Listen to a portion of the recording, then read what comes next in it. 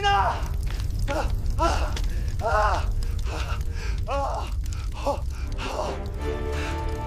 저는 매일 밤 같은 꿈을 꿉니다. 불길이 보여요. 검은 연기가 제 목을 조여오죠. 그리고 들립니다. 아빠! 딸 예린의 목소리. 저는 달려갑니다. 하지만 문은 열리지 않아요. 손잡이가 뜨겁습니다. 살이 타는 냄새가 나죠. 그 순간 눈을 뜹니다. 온몸이 땀으로 젖어 있어요. 시계를 보니 새벽 4시. 또 이 시간입니다. 15년째 똑같은 악몽이에요. 저는 박지훈, 42살입니다. 작은 동네에서 식당을 운영하죠. 하지만 15년 전까지만 해도 저는 소방관이었어요.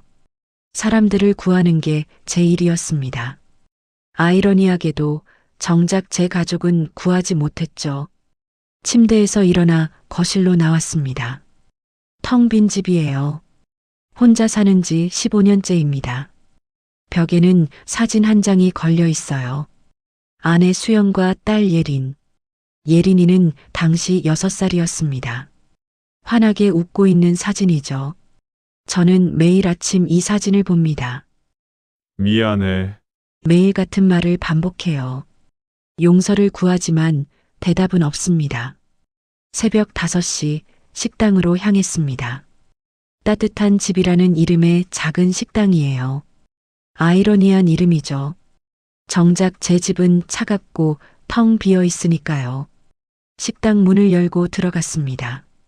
불을 켰어요. 주방으로 갔습니다. 칼을 집어들었죠. 채소를 썰기 시작했어요. 이게 제 일상입니다. 새벽부터 재료를 준비하고 국물을 끓이고 반찬을 만듭니다. 손은 바쁘게 움직이지만 머릿속은 항상 그날로 돌아가요. 15년 전 그 끔찍했던 날. 칼을 쥔 손이 떨렸습니다. 정신 차려, 박지훈. 스스로에게 말했어요. 하지만 쉽지 않습니다. 오전 11시 손님들이 들어오기 시작했어요. 사장님, 김치찌개 하나요? 네. 바로 나갑니다. 저는 웃으며 대답했습니다. 손님들 앞에서는 항상 웃어요. 하지만 그 웃음 뒤에 숨겨진 제 마음을 아는 사람은 없습니다. 주방에서 요리를 하는 동안 문득 생각했어요. 내가 왜 요리를 시작했을까? 소방관을 그만둔 후 한동안 아무것도 할 수 없었습니다. 집에만 있었죠. 먹지도 자지도 않았어요. 그저 멍하니 앉아있기만 했습니다. 친구 민우가 찾아왔었어요. 지훈아, 이러다 너 죽는다. 민우는 소방서 동료였습니다. 저를 제일 잘 아는 친구죠. 죽는 게 낫겠어. 저는 그렇게 대답했습니다. 민우가 제 어깨를 잡았어요. 수연이와 예린이가 내가 이렇게 사는 걸 원할까? 그 말에 정신이 번쩍 들었습니다. 아내 수연은 요리를 좋아했어요. 주말이면 항상 새로운 요리를 시도했죠. 여보, 이거 맛있지? 수연이 웃으며 음식을 내밀었던 기억이 났습니다. 응. 정말 맛있어. 예린이도 엄마를 따라 요리를 배우고 있었어요. 아빠, 나도 나중에 엄마처럼 요리 잘할 거야. 그 목소리가 귓가에 맴돌았습니다. 저는 요리학원에 등록했어요. 처음엔 손도 제대로 움직이지 않았습니다. 하지만 시간이 지나면서 조금씩 익숙해졌죠. 요리를 하는 동안만큼은 생각이 멈췄어요. 그게 좋았습니다.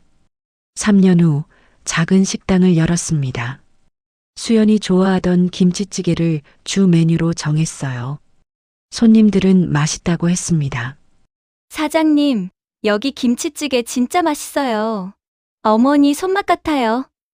칭찬을 들을 때마다 복잡했어요. 기쁘면서도 슬펐습니다. 이 맛은 제 것이 아니라 수연이 것이었으니까요. 오후 2시 점심시간이 끝났습니다. 손님들이 모두 나갔어요. 저는 주방에 앉아 쉬고 있었습니다. 문득 창밖을 보니 소방차가 지나갔어요. 사이렌 소리가 들렸습니다. 가슴이 철렁 내려앉았습니다. 예전 같으면 저도 저 차에 타고 있었을 텐데, 누군가를 구하러 가고 있었을 텐데. 하지만 이제는 아닙니다. 저는 더 이상 소방관이 아니에요. 사람을 구할 자격이 없습니다. 제 가족도 구하지 못했는데 어떻게 남을 구하겠어요? 핸드폰이 울렸습니다. 민우였어요. 지훈아, 오늘 저녁에 술 한잔하자. 미안. 바빠. 너 맨날 바쁘다고 하잖아. 제발 좀 나와. 민우의 목소리에 걱정이 묻어났습니다. 알았어. 나갈게. 전화를 끊었어요. 사실 바쁜 게 아닙니다. 그냥 사람들을 만나기 싫었어요. 질문받기 싫었습니다. 요즘 어때? 괜찮아? 새로 만나는 사람은? 이런 질문들이 부담스러웠어요. 저는 괜찮지 않으니까요. 하루하루 버티고 있을 뿐입니다. 저녁 준비를 시작했습니다. 칼로 팔을 썰고 있었어요. 그때 문이 열렸습니다. 안녕하세요. 어린 목소리였어요. 고개를 들어보니 10살쯤 되어 보이는 소녀가 서 있었습니다. 그런데 뭔가 이상했어요. 소녀의 얼굴 오른쪽에 화상 흉터가 있었습니다. 목까지 이어진 흉터였죠. 심장이 쿵 내려앉았습니다. 어서 오세요. 저는 떨리는 목소리로 말했습니다. 소녀는 혼자였어요. 천천히 걸어와 자리에 앉았습니다. 김치찌개 주세요. 네.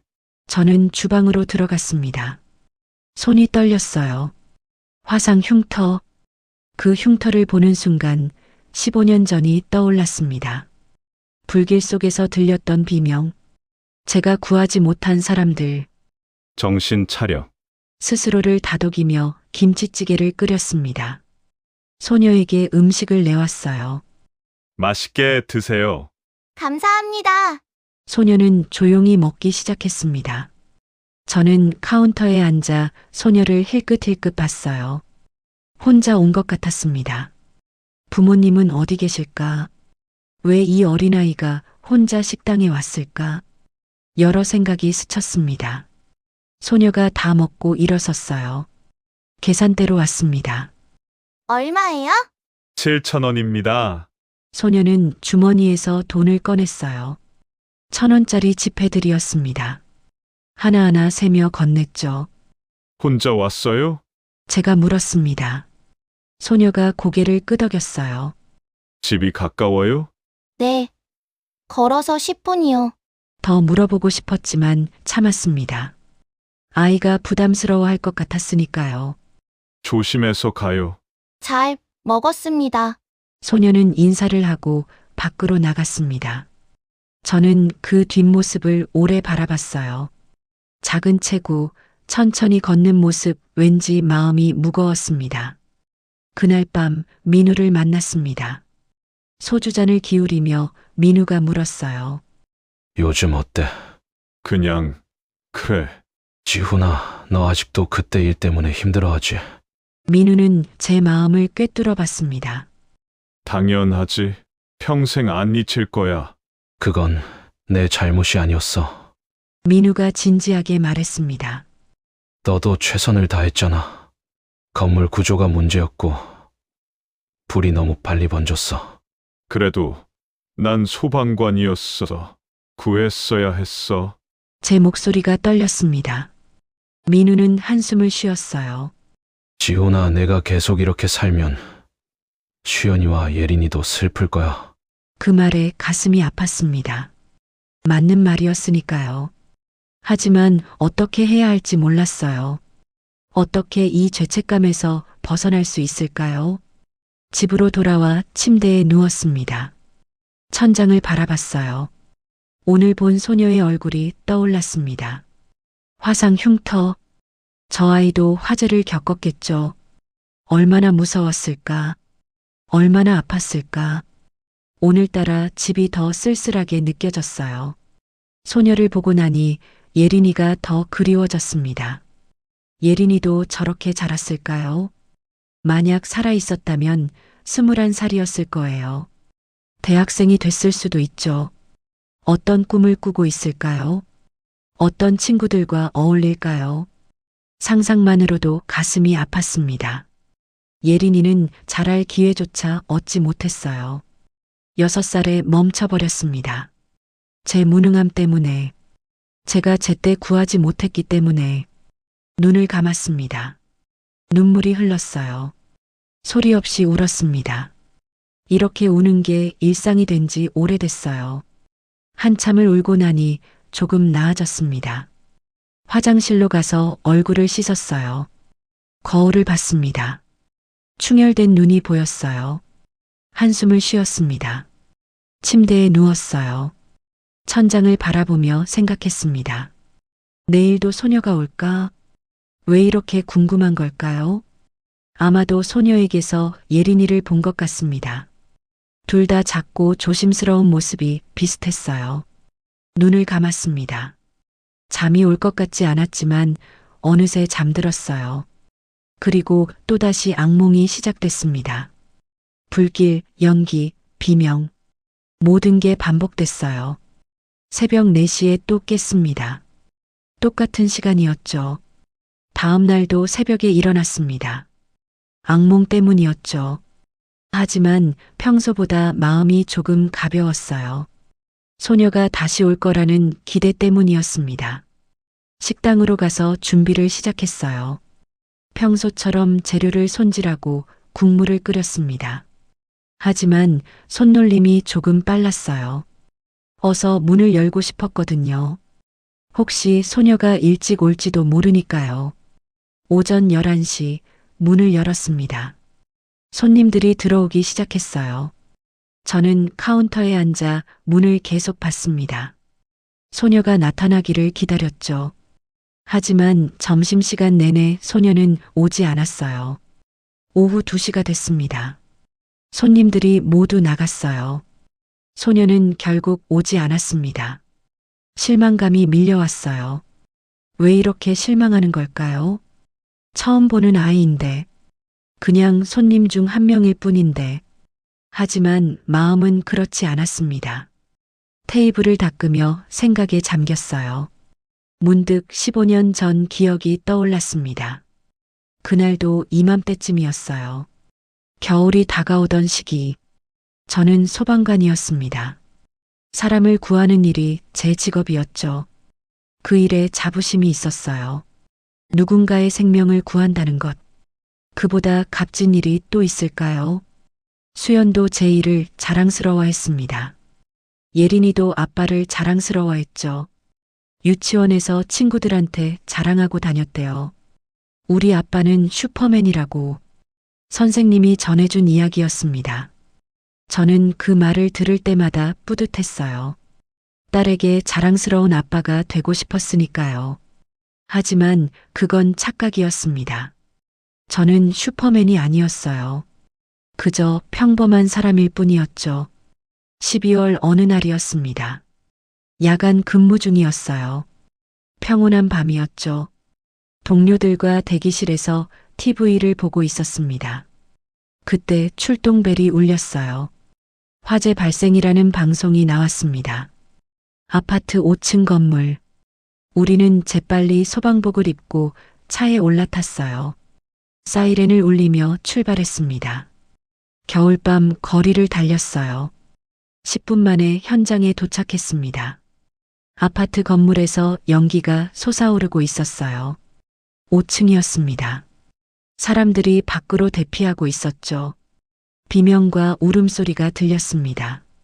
우리는 신속하게 움직였어요. 장비를 챙기고 건물로 들어갔습니다. 계단을 올라갔어요. 연기가 점점 짙어졌습니다. 3층, 4층, 5층. 복도는 불길에 휩싸여 있었어요. 열기가 엄청났습니다. 소방복을 입고 있어도 뜨거웠어요. 대장이 지시를 내렸습니다. 우리는 문마다 확인하며 들어갔어요. 501호는 비어 있었습니다. 502호에서 소리가 들렸어요. 안에서 여자가 소리치고 있었습니다. 동료가 도끼로 문을 부쉈어요. 계속 안으로 들어갔습니다. 연기가 너무 짙었어요. 손전등으로 비춰도 앞이 보이지 않았습니다. 여기 계세요. 소리쳤어요. 거실 구석에서 대답이 들렸습니다. 젊은 여성이 웅크리고 있었어요. 괜찮습니다. 제가 모시고 나갈게요. 여자의 팔을 잡고 일으켰습니다. 함께 밖으로 나왔어요. 복도는 더 심해져 있었습니다. 불길이 천장까지 타오르고 있었어요. 여자를 동료에게 넘기려는데 그녀가 말했습니다. 아이가 있어요. 503호에 혼자 있어요. 심장이 철렁했습니다. 제가 다시 들어갈게요. 복도로 뛰어들었어요. 503호를 찾았습니다. 문이 반쯤 열려 있었어요. 안으로 들어갔습니다. 아이 있어요. 소리쳤습니다. 대답이 없었어요. 방을 하나씩 확인했습니다. 거실, 주방, 화장실. 아무도 없었어요. 마지막 방으로 갔습니다. 문을 열었어요. 침대 밑에서 움직임이 보였습니다. 거기 있니? 다가갔어요. 5살쯤 되어 보이는 여자아이가 웅크리고 있었습니다. 괜찮아. 아저씨가 구해줄게. 손을 내밀었습니다. 아이가 제 손을 잡았어요. 작고 떨리는 손이었습니다. 아이를 안아들었어요. 밖으로 나가려는 순간이었습니다. 쾅! 천장 일부가 무너져 내렸습니다. 출구가 막혔어요. 창문으로 갔습니다. 밖을 내다봤어요. 5층 높이였습니다. 뛰어내릴 수 없는 높이였죠. 무전기를 켰습니다. 여기 503호 출구가 막혔습니다. 구조대, 올라간다. 버텨! 대장의 목소리였어요. 하지만 시간이 없었습니다. 연기가 점점 더 들어왔어요. 방문을 닫았지만 소용없었습니다. 아이가 기침을 했어요. 화장실로 갔습니다. 수건을 적셔서 아이 얼굴을 감쌌어요. 제 마스크를 벗어 아이에게 씌웠습니다. 창문으로 다시 갔어요. 밖에서 사다리차가 올라오고 있었습니다. 사다리가 창문에 닿았어요. 동료가 올라왔습니다. 아이 먼저. 아이를 건넸어요. 동료가 아이를 안고 내려갔습니다. 저도 따라 내려가려 했어요. 그때 뒤에서 굉음이 들렸습니다. 쿵! 벽 일부가 무너졌어요. 충격으로 균형을 잃었습니다. 사다리에서 미끄러졌어요. 간신히 난간을 붙잡았습니다. 발이 허공에 떠 있었어요. 팔에 힘을 주어 올라가려 했습니다. 하지만 연기를 너무 많이 마셔서 힘이 없었어요. 동료가 손을 뻗었습니다. 저도 손을 뻗었어요. 하지만 닿지 않았습니다. 손가락 끝이 스치기만 했죠. 손에 힘이 풀렸어요. 떨어지고 있었습니다. 쿵! 에어매트에 부딪혔어요. 아래에서 대기하고 있던 구조팀이 깔아놓은 거였습니다. 정신이 아득해졌어요. 의식이 멀어져 갔습니다. 눈을 떴을 때 병원이었습니다. 천장이 보였어요. 옆에서 민우의 목소리가 들렸습니다. 깨어났구나. 민우야, 아이는? 제일 먼저 물었어요. 살았어. 내가 구했어. 안도의 한숨이 나왔습니다. 다른 사람들은? 물었어요. 민우의 표정이 어두워졌습니다. 502호 여자는 살았어. 근데 말을 멈췄어요. 근데 뭐? 504호에 있던 모녀가 못 나왔어. 심장이 멎는 것 같았습니다. 엄마와 딸이라고 했습니다. 그들을 구하지 못했어요. 눈물이 흘렀습니다. 일주일 후 퇴원했습니다. 몸은 회복됐지만 마음은 그렇지 않았어요. 그날 밤부터 악몽이 시작됐습니다. 불길, 연기, 비명, 구하지 못한 사람들의 얼굴. 매일 밤 반복됐어요. 잠을 잘 수 없었습니다. 일주일 후 소방서로 복귀했습니다. 하지만 예전과 달랐어요. 출동벨이 울리면 온몸이 굳었습니다. 손이 떨렸어요. 현장에 가면 다리에 힘이 풀렸습니다. 동료들이 알아챘어요. 하지만 아무 말 하지 않았습니다. 그저 걱정스러운 눈빛으로 저를 봤죠. 한 달이 지났습니다.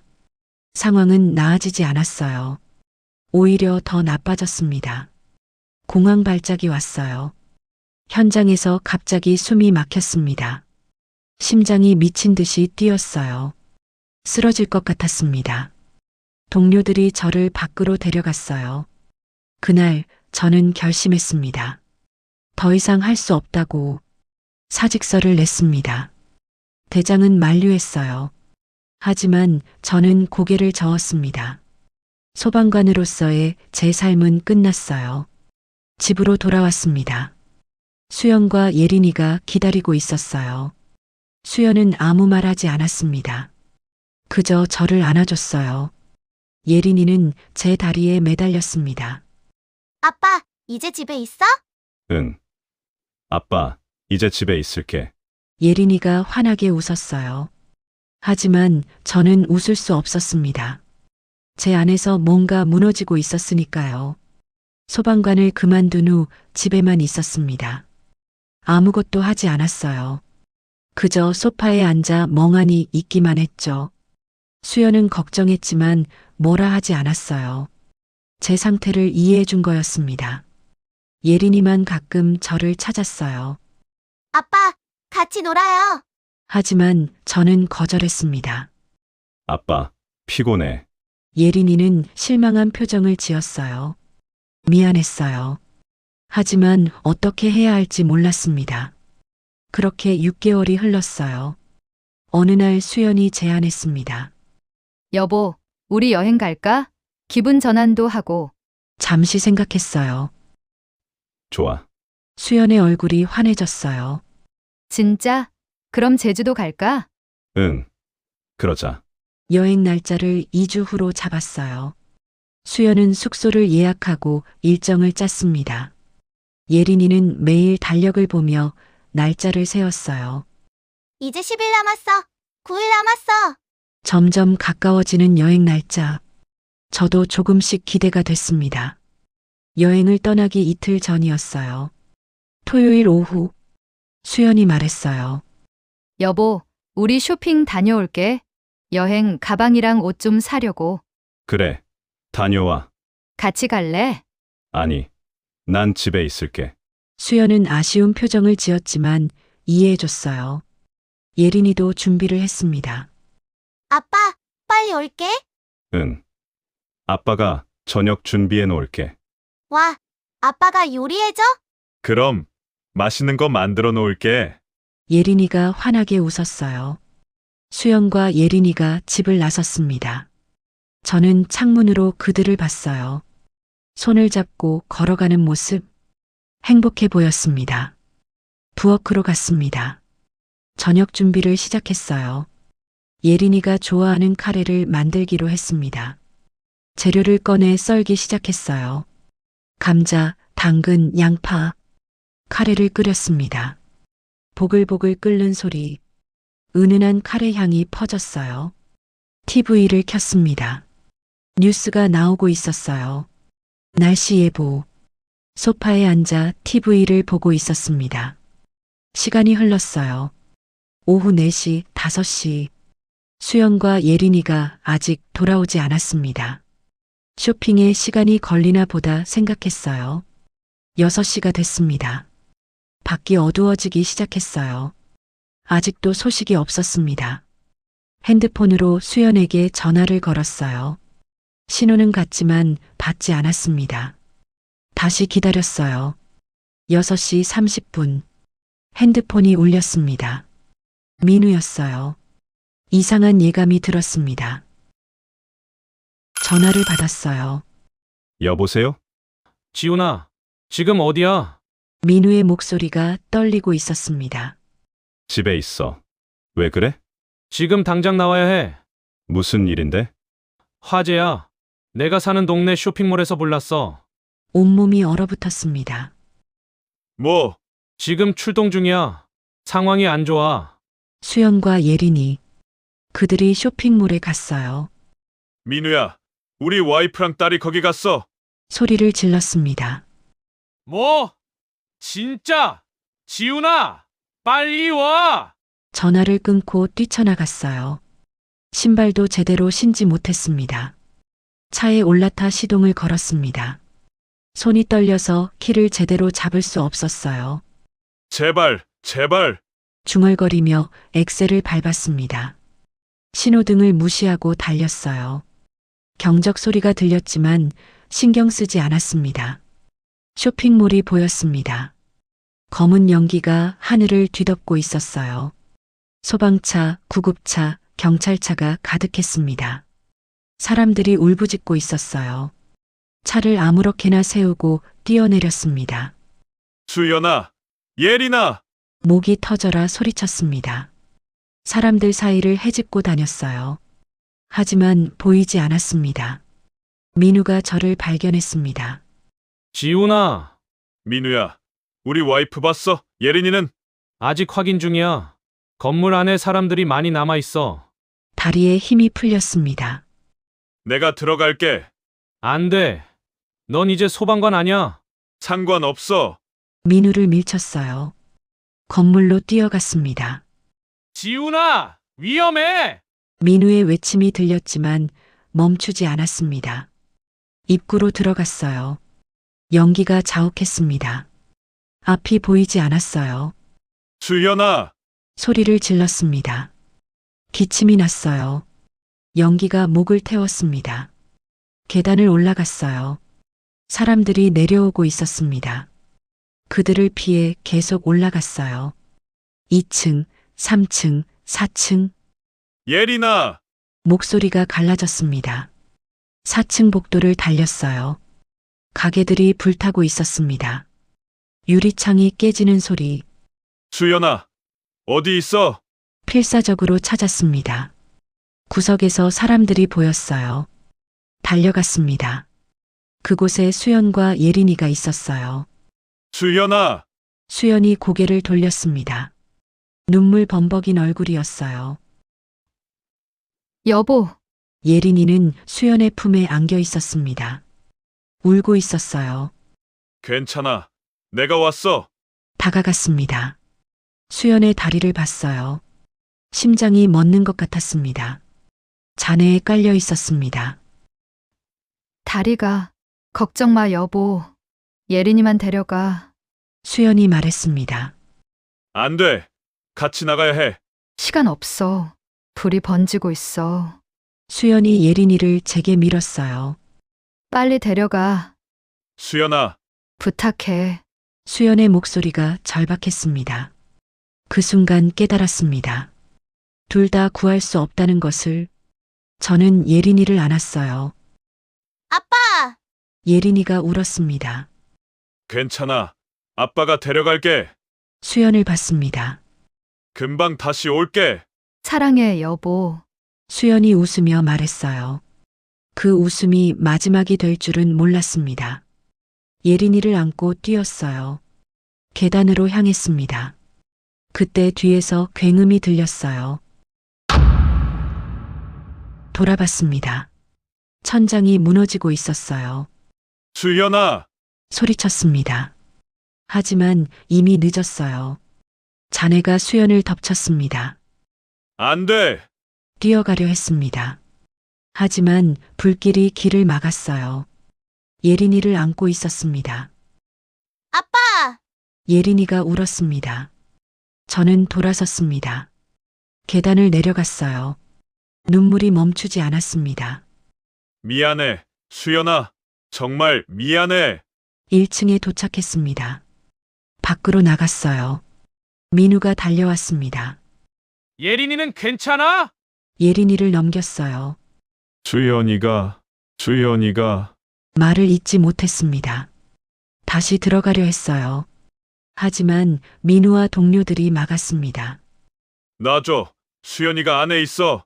안 돼! 지금 들어가면 너도 죽어! 상관없어. 놔줘. 발버둥 쳤습니다. 하지만 동료들이 저를 꽉 붙잡았어요. 지훈아, 정신 차려! 민우가 소리쳤습니다. 힘이 빠졌어요. 무릎이 꺾였습니다. 바닥에 주저앉았어요. 안 돼. 이럴 수 없어. 울부짖었습니다. 건물을 바라봤어요. 연기가 계속 솟아올랐습니다. 불길이 더 커졌어요. 시간이 흘렀습니다. 1시간, 2시간. 불은 진화됐어요. 구조대가 잔해를 치우기 시작했어요. 새벽이 됐습니다. 구조대가 저를 찾아왔어요. 표정이 어두웠습니다. 유가족분이시죠? 고개를 끄덕였어요. 찾으셨습니까? 구조대원은 말없이 고개를 숙였어요. 그것만으로 알 수 있었습니다. 수연은 죽었습니다. 제가 구하지 못했어요. 또다시 구하지 못했습니다. 그런데 그때 제가 몰랐던 게 있었습니다. 이게 끝이 아니라는 것을, 더 큰 비극이 저를 기다리고 있다는 것을. 병원으로 갔어요. 예린이가 입원해 있었습니다. 작은 침대에 누워 있었어요. 산소 마스크를 쓰고 있었습니다. 곁에 앉았습니다. 예린이의 손을 잡았어요. 작고 따뜻한 손. 예린아. 아빠야. 예린이가 눈을 떴어요. 저를 봤습니다. 아빠, 엄마는? 그 질문에 가슴이 찢어지는 것 같았습니다. 뭐라 대답해야 할까요? 6살 아이에게 어떻게 말해야 할까요? 엄마는 말이 나오지 않았어요. 예린이는 이미 알고 있는 것 같았습니다. 눈에서 눈물이 흘렀어요. 엄마 안 와? 미안해. 예린아. 아빠가 미안해. 예린이를 안았습니다. 함께 울었어요. 일주일 후 장례식이 있었습니다. 장례식장은 사람들로 가득했습니다. 친척들, 친구들, 동료들 모두 와서 조의를 표했어요.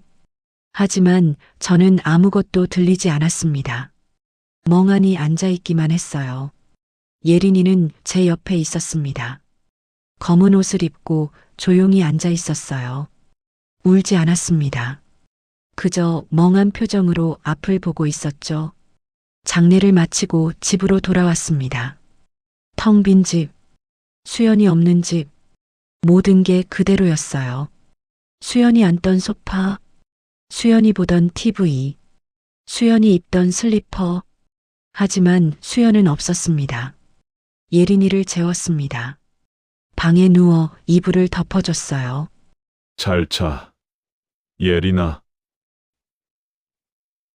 아빠, 엄마 보고 싶어. 아빠도. 예린이의 머리를 쓰다듬었습니다. 엄마는 하늘나라에 갔어. 거기서 우리 지켜보고 있을 거야. 다시 못 봐. 응. 예린이는 더 이상 묻지 않았어요.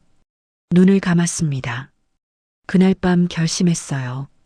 예린이만큼은 잘 키우겠다고, 수연이 못다 한몫까지 해주겠다고. 그게 제가 할 수 있는 유일한 속죄였습니다. 하지만 쉽지 않았어요. 예린이는 점점 말이 없어졌습니다. 학교에서도 친구들과 어울리지 않았어요. 혼자 구석에 앉아있기만 했대요. 선생님이 전화를 걸어왔습니다. 예린이 상담이 필요할 것 같아요. 심리 상담을 받기 시작했어요. 하지만 예린이는 마음을 열지 않았습니다. 상담사 앞에서도 말이 없었어요. 저도 마찬가지였습니다. 밤마다 악몽을 꿨어요. 수연을 구하지 못하는 꿈. 불길 속에서 손을 뻗지만 닿지 않는 꿈. 매일 새벽 4시 13분에 깼습니다. 한 달이 지났습니다. 예린이는 더 조용해졌어요. 웃지 않았습니다.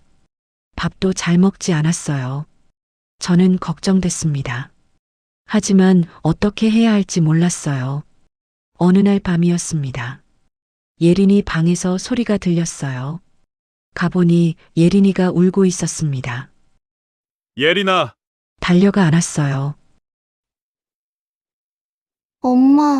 엄마 보고 싶어. 예린이가 울먹였습니다. 아빠도 보고 싶어. 함께 울었어요. 그날 밤 깨달았습니다. 예린이를 위해서라도 제가 일어서야 한다고. 2달 후였습니다. 예린이가 고열로 쓰러졌어요. 병원에 데려갔습니다. 폐렴이었어요. 입원했습니다. 일주일 동안 병원에 있었어요. 저는 예린이 곁을 지켰습니다. 침대 옆 의자에서 잤어요. 예린이는 회복했습니다. 퇴원하는 날이었어요. 예린이가 제 손을 잡고 말했습니다. 아빠, 우리 힘내자. 그 한마디에 울컥했어요. 6살 아이가 저를 위로하고 있었습니다. 응. 힘내자. 그날부터 조금씩 변하려고 노력했어요. 하지만 3개월 후였습니다. 예린이에게 이상한 증상이 나타났어요. 자꾸 토했습니다. 머리가 아프다고 했어요. 병원에 데려갔습니다.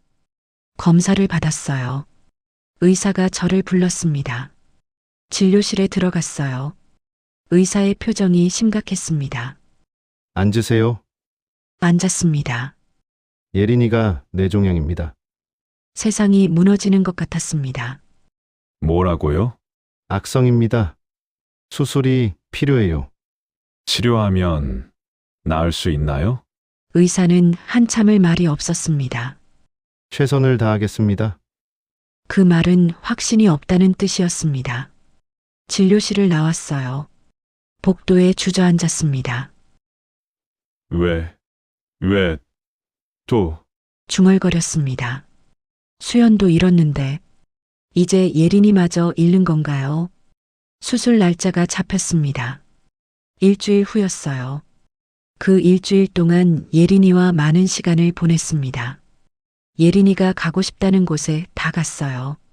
놀이공원, 동물원, 바다. 예린이는 웃었습니다. 오랜만에 보는 예린이의 웃음이었어요. 수술 전날 밤이었습니다. 병실에서 예린이와 둘이 있었어요. 아빠, 응, 나 무서워. 괜찮아. 예린아, 수술하면 나을 거야. 진짜로? 응, 진짜야. 거짓말이었습니다. 확신할 수 없었으니까요. 아빠, 나 엄마 보고 싶어. 아빠도. 엄마 하늘나라에서 날 기다리고 있을까? 그 말에 가슴이 찢어졌습니다. 예린아, 그런 말 하지 마. 아빠, 만약에 말이야, 내가 엄마한테 가면 아빠 혼자 외롭지 않을까? 눈물이 났습니다. 예린아, 넌 안 갈 거야. 아빠랑 계속 같이 있을 거야. 약속해? 약속해. 예린이는 미소를 지으며 눈을 감았습니다. 저는 예린이의 손을 꼭 잡고 있었어요. 다음 날 아침, 수술실로 들어가는 예린이를 봤습니다. 아빠, 사랑해. 아빠도 사랑해. 예린아. 수술실 문이 닫혔어요. 저는 복도 의자에 앉아 기다렸습니다. 1시간, 2시간, 3시간. 손을 꼭 쥐고 기도했습니다. 제발, 제발. 예린이만은 살려달라고. 5시간이 지났습니다. 수술실 문이 열렸어요. 의사가 나왔습니다. 마스크를 벗고 있었어요. 표정이 어두웠습니다. 일어서서 달려갔습니다. 어떻게 됐습니까? 의사는 한참을 말이 없었습니다. 최선을 다했습니다만 그 말에 다리에 힘이 풀렸습니다. 수술 중 과다출혈이 있었습니다. 죄송합니다. 그 순간 세상이 멈췄습니다. 예린이를 만날 수 있습니까? 지금 중환자실에 있습니다. 잠깐 들어가 보실 수 있어요. 중환자실로 갔습니다. 예린이가 침대에 누워 있었어요. 온갖 기계들이 연결되어 있었습니다. 곁에 앉았습니다. 예린아. 아빠야. 예린이가 눈을 살짝 떴어요. 아빠, 응. 아빠 여기 있어. 나 엄마 만나러 가는 거야? 눈물이 멈추지 않았습니다. 아니야. 넌 괜찮을 거야. 아빠, 거짓말하지 마. 나 알아. 예린이가 약하게 웃었습니다. 아빠, 미안해. 약속 못 지켜서 무슨 소리야? 예린아, 엄마한테 가서 아빠 잘 있으라고 할게. 예린아. 제발. 아빠, 사랑해. 예린이의 손에서 힘이 빠졌습니다. 기계에서 긴 소리가 났어요. 비. 의사와 간호사들이 달려왔습니다. 보호자분, 밖으로 나가주세요. 저를 밖으로 밀어냈어요. 문이 닫혔습니다. 저는 문 앞에 주저앉았습니다. 예린아, 예린아. 30분 후 의사가 나왔습니다. 고개를 숙였어요. 죄송합니다. 그게 끝이었습니다. 제 딸, 제 마지막 가족, 모두 떠났습니다. 장례식을 치렀습니다. 수연의 묘 옆에 예린이를 묻었어요. 비석에 이름을 새겼습니다. 사랑하는 딸 예린아. 집으로 돌아왔습니다. 완전히 텅 빈 집, 더 이상 아무도 없는 집, 거실에 섰습니다. 생각했습니다. 이제 어떻게 살아가지? 살아야 할 이유가 없었어요. 지킬 사람도 없었습니다. 며칠 동안 아무것도 먹지 않았어요. 물도 마시지 않았습니다. 그냥 소파에 앉아 있기만 했어요. 민우가 찾아왔습니다. 지훈아, 이러다 너 죽어! 죽는 게 나을 것 같아. 정신 차려! 민우가 소리쳤습니다. 수연이와 예린이가 내가 이렇게 사는 걸 원했을 것 같아! 난 모르겠어. 어떻게 살아야 할지. 뭐라도 해야 해! 일을 찾아봐! 난 아무것도 할 수 없어. 민우가 제 어깨를 잡았어요. 지훈아, 요리 배워봐. 수연이가 요리 좋아했잖아. 그 말에 멈췄습니다. 수연은 요리를 좋아했어요. 주말이면 새로운 레시피를 찾아 만들었죠. 수연이를 기억하는 방법이 될 수 있어. 민우가 말했습니다. 일주일 후, 저는 요리학원에 등록했습니다. 수연을 위해서였습니다. 수연이 좋아하던 걸 이어가는 거라고 생각했어요. 처음엔 서툴렀습니다.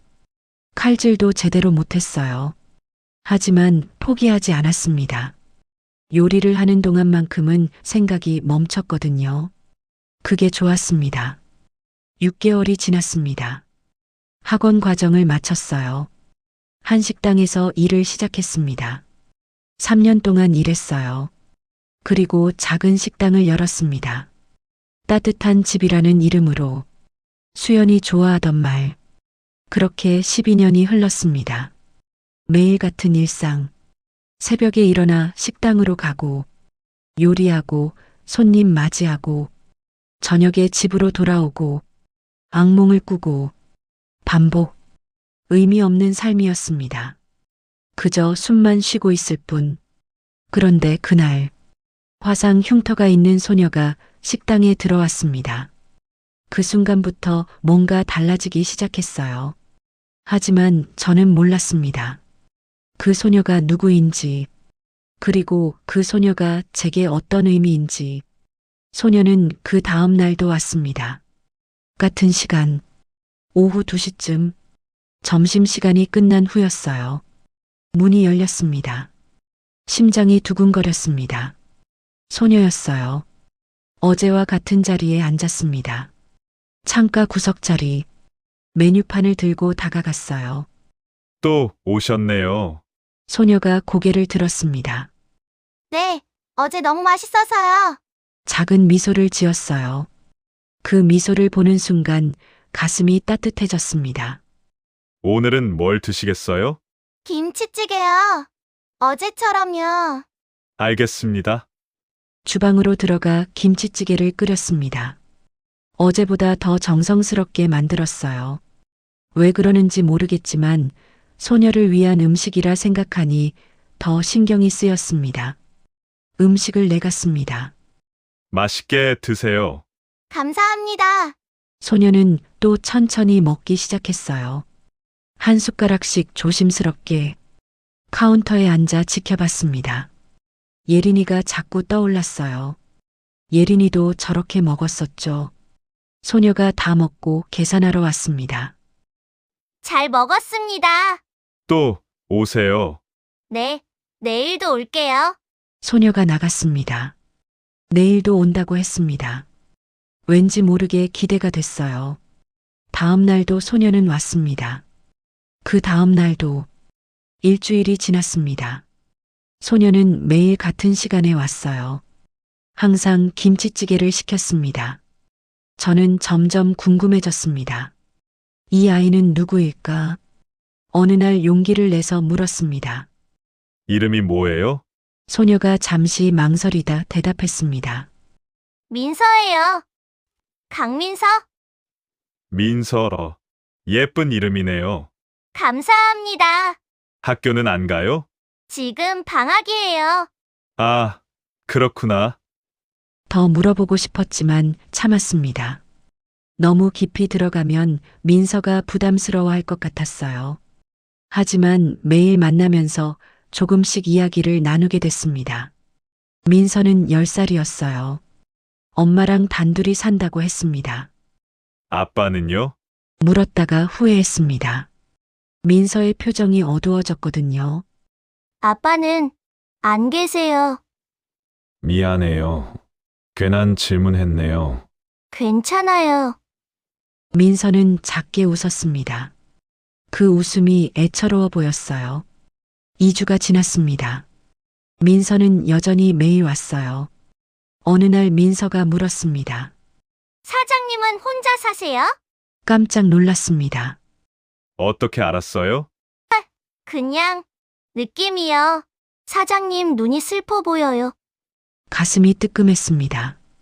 10살 아이가 제 눈을 읽었습니다. 응. 혼자 살아요. 외롭지 않으세요? 외롭죠. 솔직하게 대답했습니다. 저도 가끔 외로워요. 엄마가 일하느라 바빠서. 민서가 말했습니다. 그 순간 알았습니다. 민서도 외로운 아이라는 것을, 저처럼 뭔가를 잃은 아이. 민서, 다음에 오면 특별한 거 해줄게. 정말요? 민서의 눈이 반짝였습니다. 응. 뭐 먹고 싶어? 오므라이스요. 알았어. 내일 만들어줄게. 다음 날, 저는 일찍 일어나 오므라이스 재료를 준비했습니다. 민서가 좋아할 만한 걸 만들고 싶었어요. 오랜만에 누군가를 위해 요리한다는 생각에 가슴이 떨렸습니다. 오후 2시, 민서가 왔습니다. 오늘 특별 메뉴 나갑니다. 민서 앞에 오므라이스를 놓았어요. 케찹으로 하트도 그렸습니다. 우와! 민서가 환하게 웃었습니다. 그 웃음을 보는 순간 눈물이 날 뻔했어요. 예린이도 저렇게 웃었었죠. 민서는 맛있게 먹었습니다. 사장님, 진짜 맛있어요. 그래? 다행이다. 사장님은 요리 정말 잘하시네요. 고마워. 민서야. 그날 밤 오랜만에 악몽을 꾸지 않았습니다. 한 달이 지났습니다. 민서는 매일 왔어요. 저는 매일 민서를 위해 다른 음식을 만들었습니다. 김치볶음밥, 떡볶이, 돈가스. 민서는 항상 다 먹었어요. 그리고 환하게 웃었습니다. 저도 웃게 됐습니다. 15년 만에 처음으로 어느 날 민서가 물었습니다. 사장님, 왜 식당 이름이 따뜻한 집이에요? 잠시 망설였습니다. 이야기해야 할까? 내 아내가 좋아하던 말이야. 집은 따뜻해야 한다고. 아내요? 사장님 결혼하셨어요? 응. 했었어. 지금은요? 세상을 떠났어. 민서의 표정이 어두워졌습니다. 미안해요. 슬픈 이야기 물어봐서. 괜찮아. 오래된 일이야. 사장님도 혼자 남겨져서 외로우시겠어요. 민서가 말했습니다. 가슴이 아팠습니다. 민서도 외로워? 네. 엄마는 일하느라 바쁘고, 친구들은 제 얼굴 보고 무서워해요. 민서가 자신의 흉터를 만졌습니다. 민서 얼굴 안 무서워. 제가 말했습니다. 정말요? 응. 민서는 예뻐? 민서가 처음으로 환하게 웃었습니다. 진짜 웃음이었습니다. 사장님 고마워요. 뭐가? 저한테 잘해주셔서요. 학교에선 다들 저 피하거든요. 가슴이 아팠습니다. 민서야, 흉터는 중요하지 않아. 중요한 건 마음이야. 사장님도 마음이 따뜻하세요. 그래? 네. 사장님 요리 먹으면 마음이 따뜻해져요. 그 말에 눈시울이 뜨거워졌습니다. 제 요리가 누군가를 따뜻하게 만들고 있었습니다. 그날부터 민서와 더 많은 이야기를 나눴습니다. 민서는 5년 전 화재를 겪었다고 했어요. 그때 아빠를 잃었다고 심장이 멎는 것 같았습니다. 어디서 화재를 겪었어? 쇼핑몰이요. 5년 전에 쇼핑몰. 5년 전. 아니, 설마. 혹시 어느 쇼핑몰이었어? 엘타워 쇼핑몰이요. 온몸이 얼어붙었습니다. 엘타워 쇼핑몰. 그곳은 수연과 예린이가 죽은 곳. 민서는 그 화재의 생존자였습니다. 그런데 그때 깨달았습니다. 민서가 왜 저를 찾아왔는지, 왜 매일 이 식당에 오는지. 하지만 확신할 수 없었어요. 혹시 우연일까? 민서야. 그때 힘들었겠다. 네. 정말 무서웠어요. 근데 누군가 저를 구해줬어요. 누가? 소방관 아저씨요. 연기 속에서 저를 안아서 나왔어요. 심장이 미친 듯이 뛰기 시작했습니다. 그 소방관 이름 알아? 몰라요. 근데 나중에 엄마가 말해줬어요. 그분 딸도 그 화재로 돌아가셨대요. 눈물이 났습니다. 민서였습니다. 제가 구한 아이. 예린이가 죽은 그날. 제가 구한 단 한 명의 아이. 민서는 제가 구한 생명이었습니다. 그날 밤 잠을 잘 수 없었습니다. 민서. 제가 구한 아이. 머릿속이 복잡했습니다. 운명이란 게 정말 있는 걸까요? 15년 전 제가 구하지 못한 사람들. 그리고 유일하게 구한 한 아이. 그 아이가 다시 제 앞에 나타났습니다. 다음 날 아침, 평소처럼 식당으로 갔습니다. 하지만 마음은 평소와 달랐어요. 민서를 다시 볼 생각에 떨렸습니다. 오후 2시, 민서가 왔습니다. 사장님, 안녕하세요. 어서 와. 민서야. 평소처럼 대했습니다. 하지만 속으로는 계속 생각했어요. 말해야 할까? 내가 그때 민서를 구한 소방관이라고. 하지만 입이 떨어지지 않았습니다. 민서에게 음식을 내갔어요. 오늘은 김치찌개. 민서가 제일 좋아하는 메뉴. 잘 먹겠습니다. 민서는 환하게 웃으며 먹기 시작했습니다. 그 모습을 보며 생각했습니다. 이 아이는 살았구나. 제가 구한 아이는 이렇게 잘 자라고 있구나. 그것만으로도 충분했습니다. 저녁 6시, 마지막 손님이 나가고 문을 닫으려는데 밖에서 비명소리가 들렸습니다. 불이야! 불이야! 심장이 멎었습니다. 불, 밖으로 뛰어나갔어요. 옆 건물에서 연기가 나고 있었습니다. 작은 옷가게였어요. 누가 119에 신고했어요? 주변 사람에게 물었습니다. 지금 했어요. 불길이 점점 커지고 있었습니다. 그 순간 15년 전이 떠올랐습니다. 손이 떨렸어요. 다리에 힘이 풀렸습니다. 하지만 그때였습니다. 사람 있어요. 안에 사람 있어요. 누군가 소리쳤습니다. 심장이 빠르게 뛰기 시작했습니다. 안에 사람이 있다. 구해야 한다. 하지만 몸이 움직이지 않았어요. 15년 동안 도망쳐왔던 두려움, 불에 대한 공포, 누가 좀 도와주세요. 그때 민서의 얼굴이 떠올랐습니다. 15년 전 제가 구한 아이. 민서는 살았습니다. 제가 구했으니까. 만약 그때 제가 포기했다면, 만약 제가 두려움에 멈춰섰다면, 민서는 지금 여기 없었을 겁니다. 몸이 움직이기 시작했습니다. 옷가게로 뛰어갔어요. 위험해요. 누군가 말렸지만 무시했습니다. 문을 열고 안으로 들어갔어요. 연기가 자욱했습니다. 순간 15년 전이 떠올랐습니다. 하지만 멈추지 않았습니다.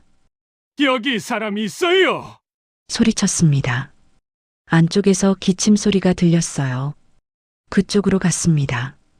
노인이 쓰러져 있었어요. 가게 주인인 것 같았습니다. 괜찮으세요?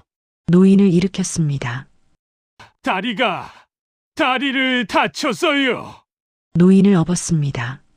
무거웠지만 포기할 수 없었습니다. 밖으로 나가려는데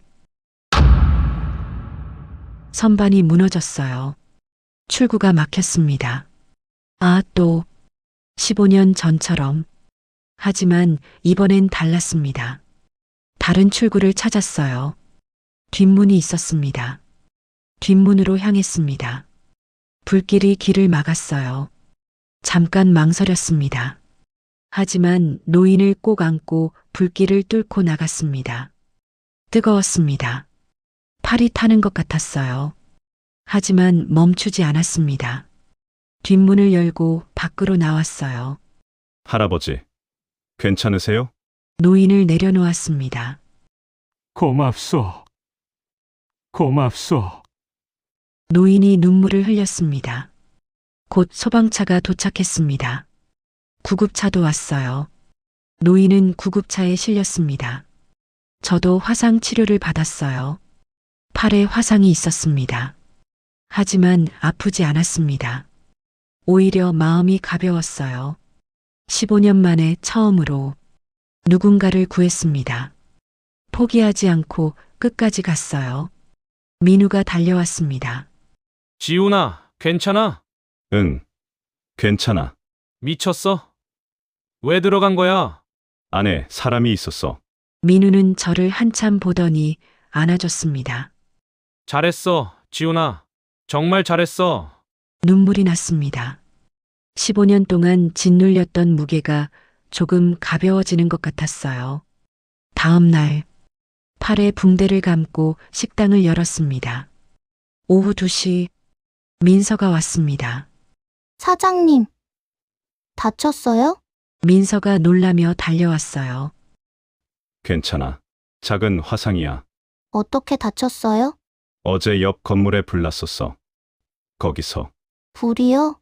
민서의 얼굴이 창백해졌습니다. 민서도 화재 트라우마가 있구나. 괜찮아. 민서야. 다 끝났어. 무서우셨죠? 응. 무서웠어. 솔직하게 대답했습니다. 근데 들어가셨어요? 응. 안에 사람이 있었거든. 민서가 저를 빤히 쳐다봤습니다. 사장님, 혹시 응? 사장님이 그때 저를 구해주신 분이에요? 심장이 멎었습니다.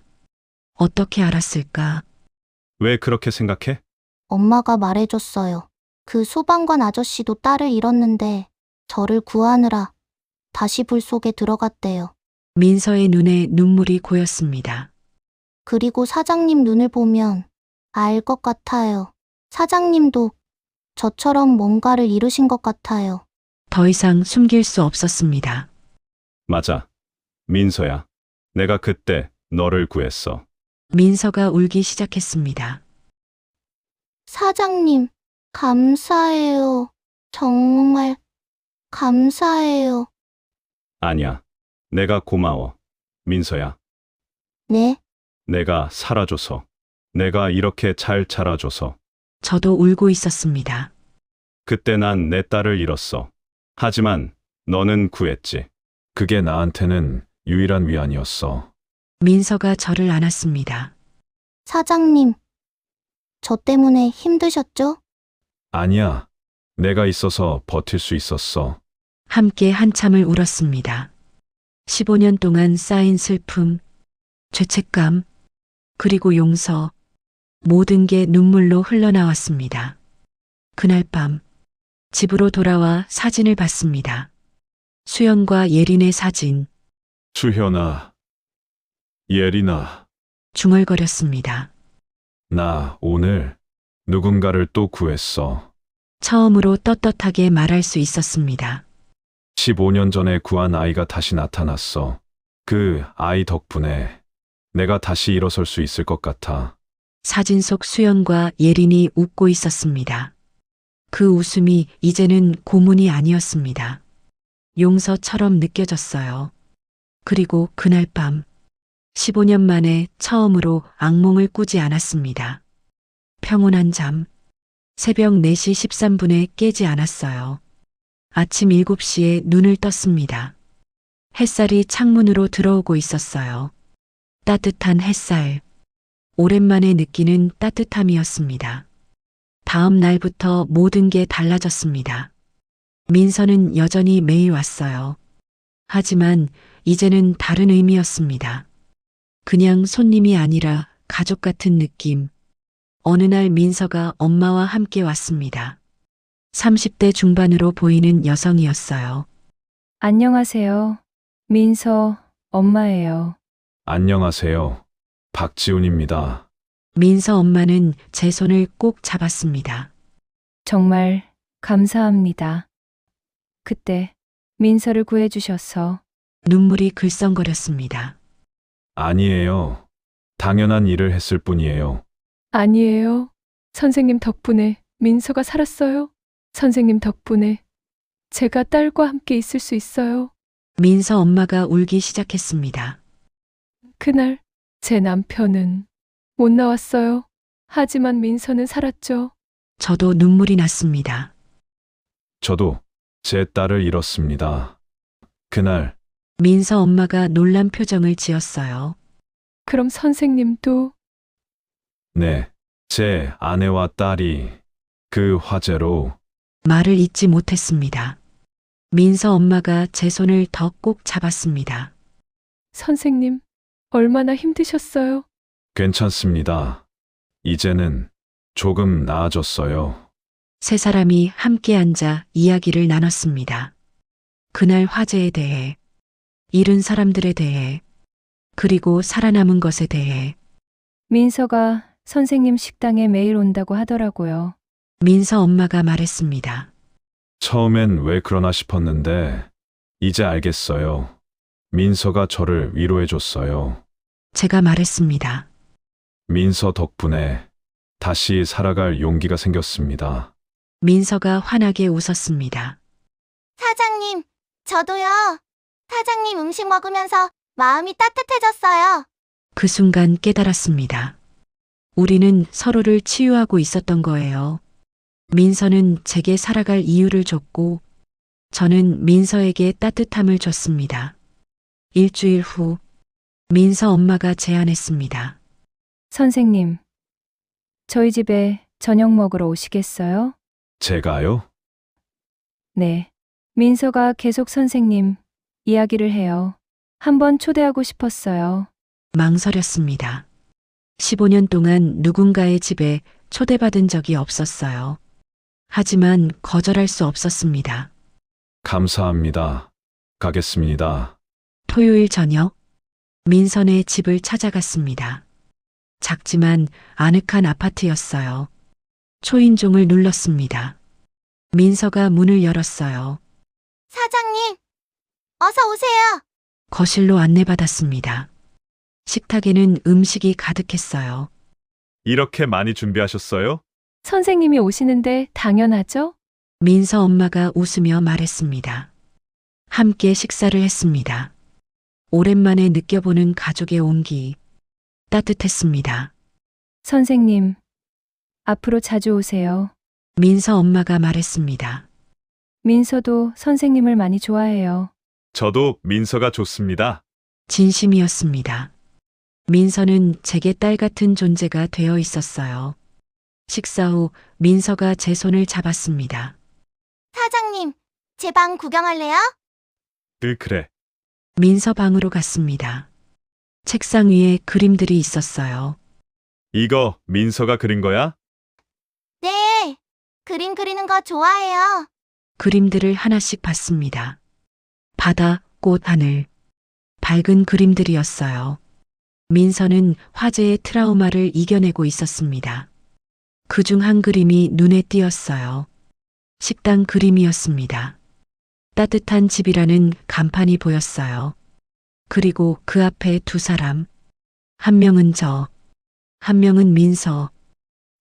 이거 저랑 사장님이에요. 제가 제일 좋아하는 그림이에요.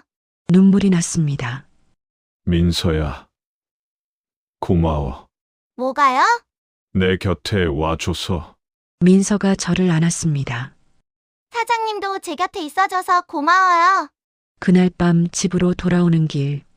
오랜만에 마음이 따뜻했습니다. 외롭지 않았어요. 집에 도착해 사진을 봤습니다. 수연과 예린, 주현아. 예린아. 중얼거렸습니다. 나 이제 괜찮을 것 같아. 사진을 쓰다듬었습니다. 너희를 잊은 건 아니야. 평생 기억할 거야. 하지만 이제 앞을 보고 살아갈게. 사진 속 두 사람이 웃고 있었습니다.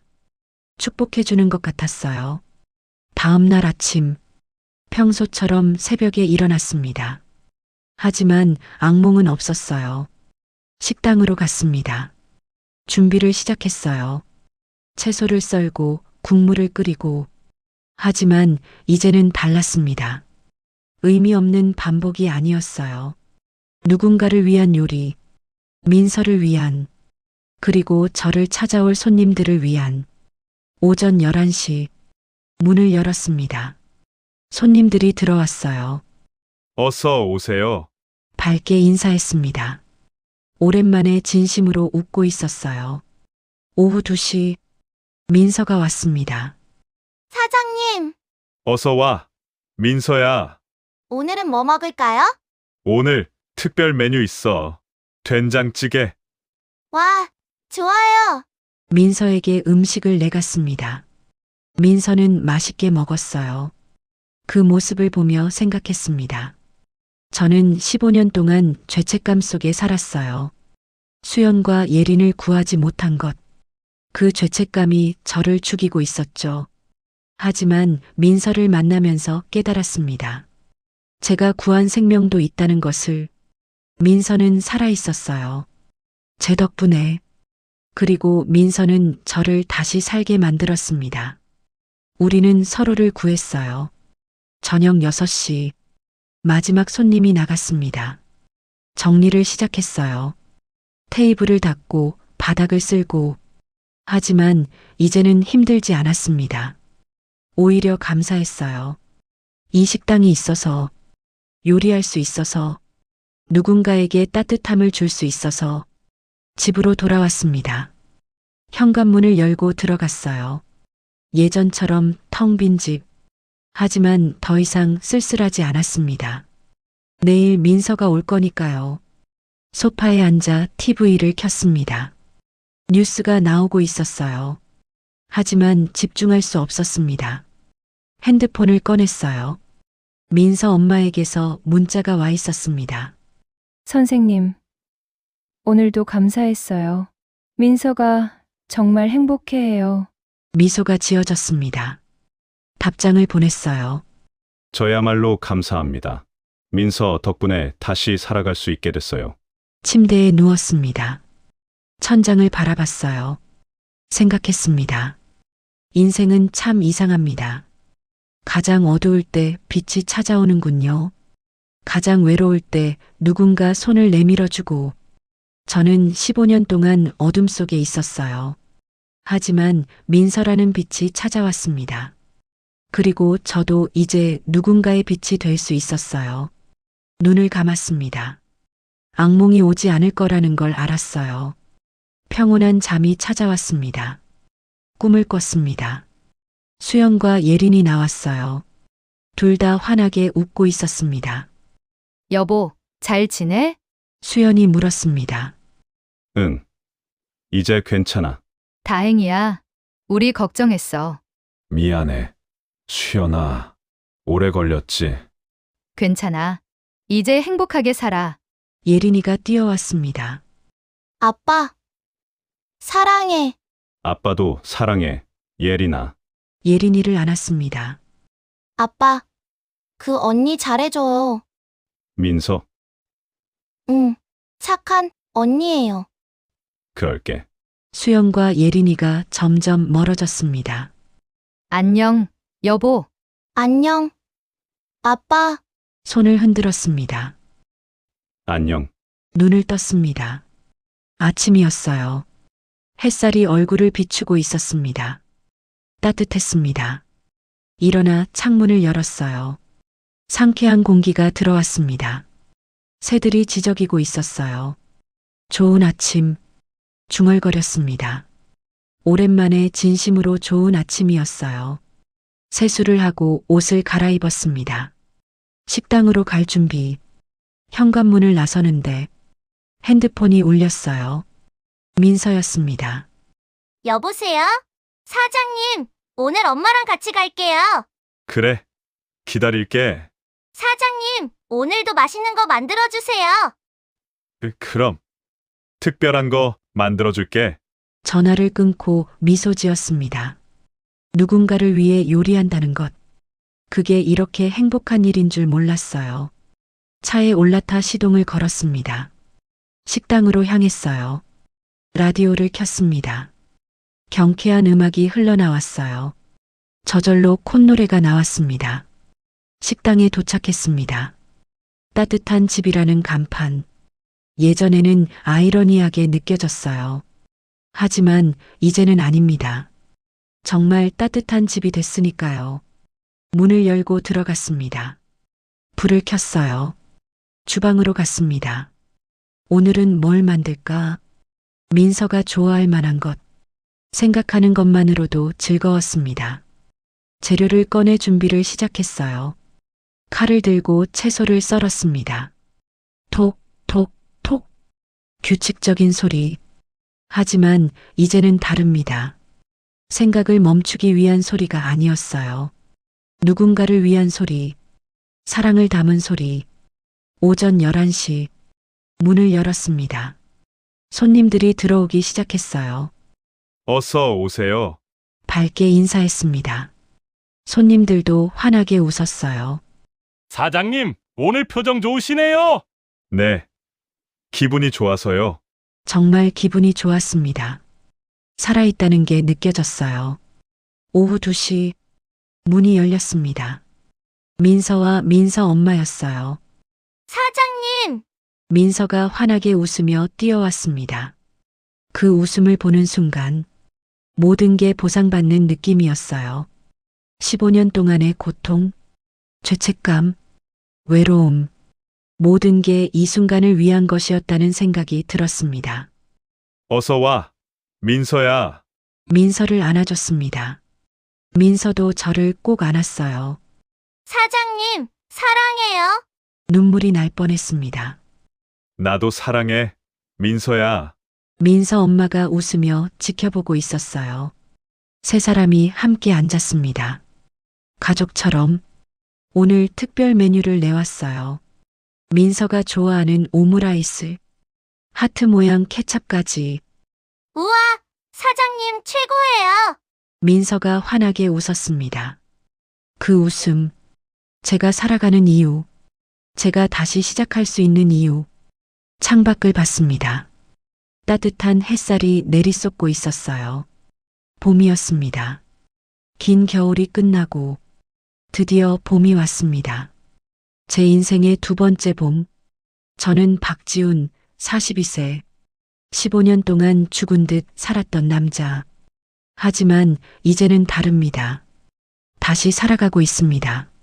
수연과 예린을 잊은 건 아니에요. 평생 기억할 겁니다. 하지만 이제는 앞을 볼 수 있어요. 민서 덕분에, 그리고 저를 찾아주는 사람들 덕분에 저는 다시 시작합니다. 두 번째 보물,